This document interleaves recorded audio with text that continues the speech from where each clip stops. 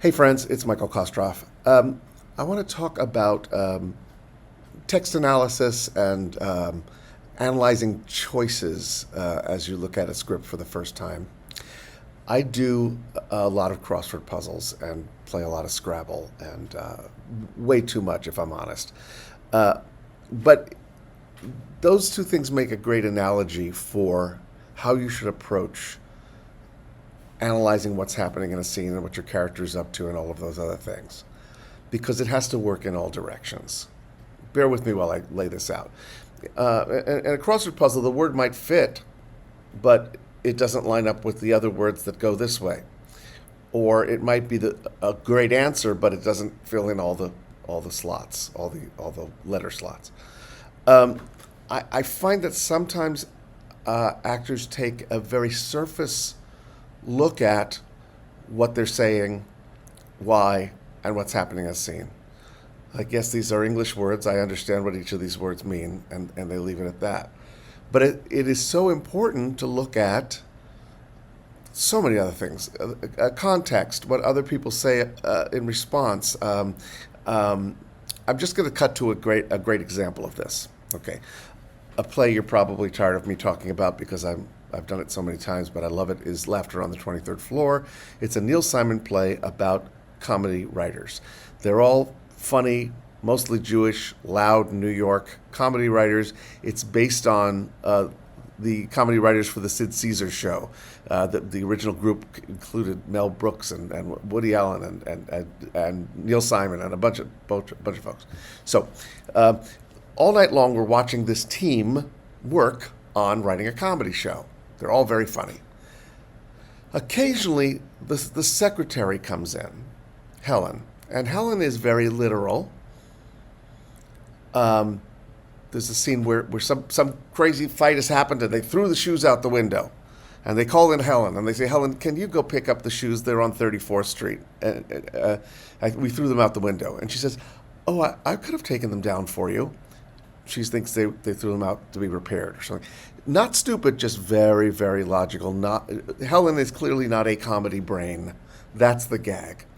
And in the final scene of the play, they're having a Christmas party. And one of the guys says to her, Helen, what do you want? And she said, I want to write comedy. I want to be a comedy writer.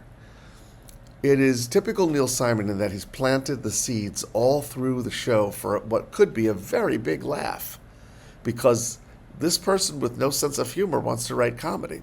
When it's done right, it's gorgeous. And it's a small role, and she's got to plant that seed all night long, and then they she sits with the comedy writers as they start to riff and be funny, and she keeps sort of coming up with the wrong answer. So. Did one production with an actress who, when I asked her about that scene, I said, well, what do you think? She said, I think Helen is a good comedy writer, and I think because of sexism, she's been held down, and she hasn't had her chance, and they're laughing at her because she's a woman, and it's about sexism. Sexism is a perfectly legitimate theme. It's just not one in this particular play, and it's not how the whole thing is engineered. You can tell that by what Helen is like all through the play and how people react to Helen, which is, oh my God, she doesn't get it.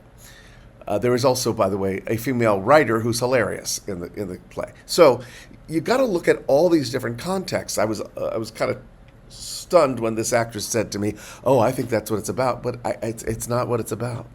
It is not a play about a secretary who's been overlooked for being a comedy writer. Make sense? So, and I see this again and again. So when you vet your choices, look at the whole picture. Make sure that you're looking at that all the math adds up in every direction. Like if your character has a line that says, "I'm dying," it might not mean that they're literally dying. If it's following somebody telling a joke and they're cracking up, it might be, I'm dying. Like the joke is so funny. or it might be it could be that you are trying to guilt trip a relative, and you're lying, and you're like, I'm dying. You got to come visit me. So it could mean a lot of different things. We have to go beyond the surface. Maybe this is obvious to you guys, but believe me, I see mistakes happen all the time.